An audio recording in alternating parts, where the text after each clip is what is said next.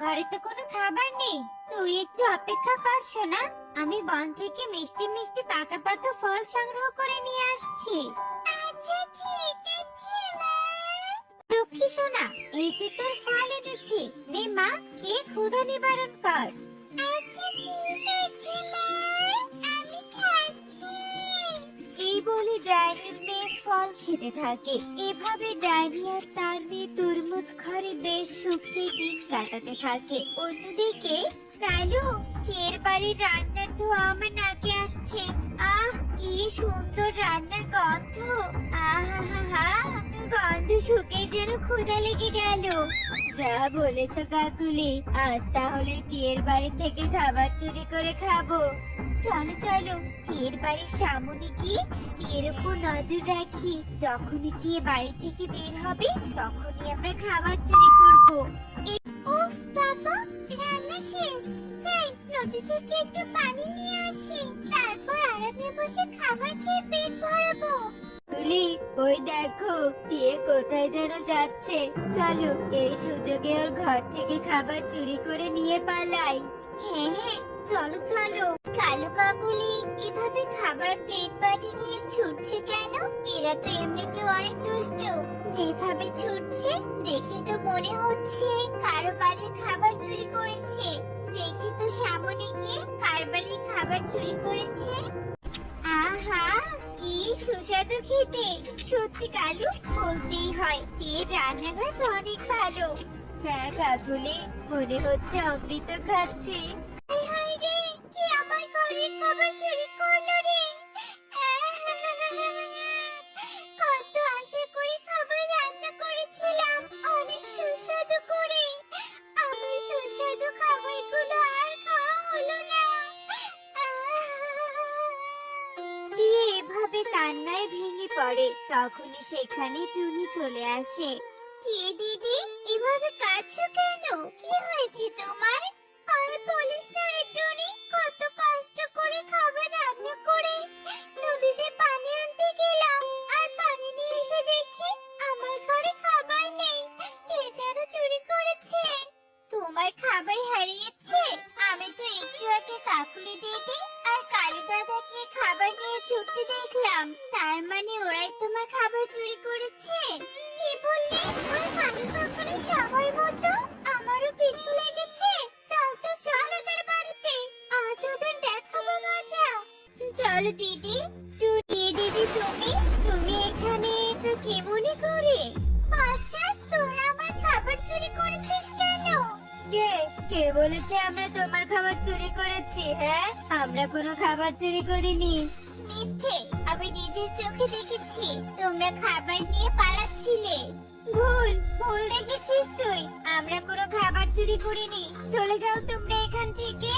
আমি ভুল দেখতে পারি না, আমি নিশ্চিত কে দিদি প্লেট বাটি তোমাদের ঘরে আছে। কে দিদি, যাও তল্লাশি করে দেখো, ওদের ঘরে প্লেট বাটি যদি পাও তাহলে এরা চোর, আর না পেলে এরা চোর নয়। আচ্ছা ঠিক আছে। টিয়ে এই বলে কালো কাকুলির ঘরে প্রবেশ করে আর প্লেট বাটি খুঁজতে থাকে। অবশেষে টিয়ে একটা প্লেট আর একটা বাটি দেখতে পায়। এই তো আমার প্লেট বাটি। বাচ্চা চোরের দল চুরি করে আমার বড় বড় কথা বলিস? আজকে তোদের নামে আমি ইগল দাদাকে বিচার দেব। না মানে মানে টিয়ে দিদি, আমরা ভুল করেছি, তুমি আমাদের ক্ষমা করে দাও। আমরা আর কোনোদিন এমনটা করব না। হ্যাঁ টিয়ে দিদি, দয়া করে ইগল দাদাকে কিচ্ছু বলো না, ক্ষমা করো আমাদের, এই হাত জোর করছি আমরা। আচ্ছা ঠিক আছে, দিলাম ক্ষমা করে। তবে আর কোনোদিন এমন কাজ করতে দেখলে তোদের মেরে তক্তা বানাবো, এই বলে দিলাম। ওই টুনির জন্য আমরা ধরা পড়েছি। ওই টুনিকে তো আমি ছাড়বো না। খুব মহৎ সেজেছে ওই টুনি, তাই না? ওকে তো আমি কঠোর শাস্তি দিবই দিব। শুধু তুমি না বউ, ওকে আমিও শাস্তি দিব। শুধু একটা সুযোগ পাই, তারপর বজ্জাত টুনি বুঝবি কালু কাকুলি কাকে বলে। কালু, অনেক দিন হলো বনের গভীরে যাই না, চলো না আজ একটু বনের গভীর থেকে ঘুরে আসি। দেখি বনের গভীরে কাউকে মুরগি বানাতে পারি কিনা। ঠিক আছে, যেতে যখন চাচ্ছ তখন চলো। কালু কাকুলি এই বলে বনের গভীরের দিকে চলতে থাকে। কিছুক্ষণের মধ্যে ওরা বনের গভীরে চলে আসে। কালু কাকুলি বনের গভীরের এদিক ওদিক ঘুরতে থাকে। হঠাৎ কাকুলির চোখ যায় ডাইনির তরমুজ ঘরের দিকে। কালু, ওই দেখো, কি সুন্দর তরমুজ ঘর! এমন সুন্দর তরমুজ ঘর তো আমি জীবনেও দেখিনি। ওই ঘরটা আমার অনেক পছন্দ হয়েছে। ওই ঘরটা আমার চাই চাই। কালু, ঘরটা আমাকে নিয়ে দাও। ওই ঘর তোমাকে নিয়ে দিব কি করে? ওই দেখো, ওই ঘরে যে ডাইনি থাকে। চলো চলো, এখান থেকে পালাই, নয়তো ডাইনি আমাদের দেখলে কেলেঙ্কারি হয়ে যাবে। কালু, আমি কোথাও শান্তি পাচ্ছি না। ওই তরমুজ ঘরটা আমার শয়নে স্বপনে ঘুরে বেড়াচ্ছে। আমি ওই ঘরটা চাই চাই। কাকুলি, বোঝার চেষ্টা করো, ওই ঘর ডাইনির। ডাইনির হাত থেকে ওই ঘর কিভাবে ছিনিয়ে নিব? ডাইনি যদি জানতে পারে তাহলে কঠোর শাস্তি দিবে। আমি কিছু বুঝতে চাই না। ওই ঘর আমার চাই মানে চাই। ওই ঘর আমাকে না এনে দিলে আমি বাপের বাড়িতে চলে যাব, এই বলে দিলাম। না বউ, না, এভাবে বলো না। আমি দেখছি কি করা যায়। তান্ত্রিক বাবা, আমি অনেক বিপদে পড়ে আপনার কাছে এসেছি। এই বিপদ থেকে বাঁচান আমাকে। কি রে বৎস, কি বিপদে পড়েছিস? বলে বলতে শুনি। শুনুন তবে। ও আচ্ছা, এই ব্যাপার। ডাইনির তরমুজ ঘর কেড়ে নিয়ে তোর বউ সেই তরমুজ ঘরে সংসার করতে চায়। এই নে মন্ত্রপুত পানি। এই পানি বাইরে থেকে তরমুজ ঘরে ছিটিয়ে দিলে ভেতরে থাকা ডাইনি অজ্ঞান হয়ে যাবে। আর এই নে নীল ফুল। এই ফুল অজ্ঞান ডাইনির মাথায় স্পর্শ করলে ডাইনি বোতলে বন্দি হবে। আর তারপরে তরমুজ ঘর তোদের হয়ে যাবে। ধন্যবাদ তান্ত্রিক বাবা, এই নিন আপনার বকশিস। আমি চললাম।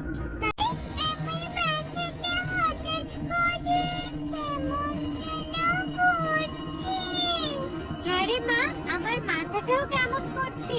চারদিক কেমন অন্ধকার দেখছি আমি।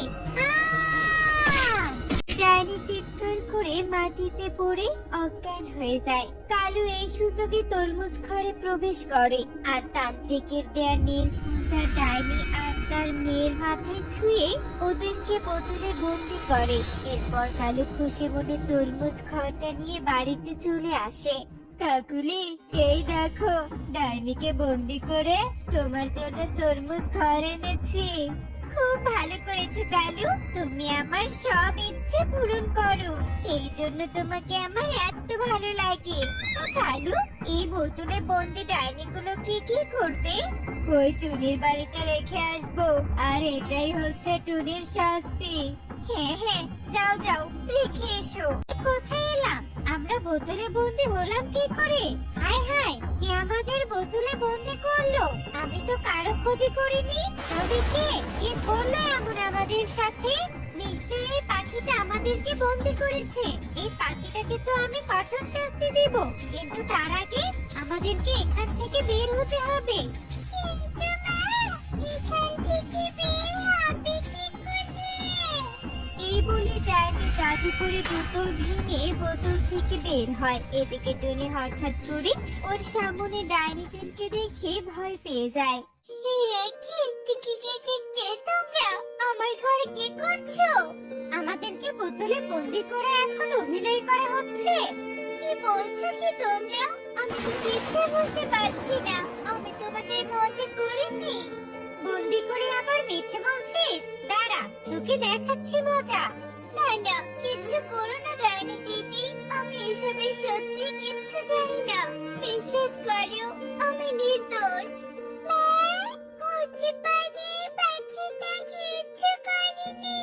তুমি এক কাজ করো, জাদুর আয়নায় দেখো কে আমাদের বন্দি করেছে।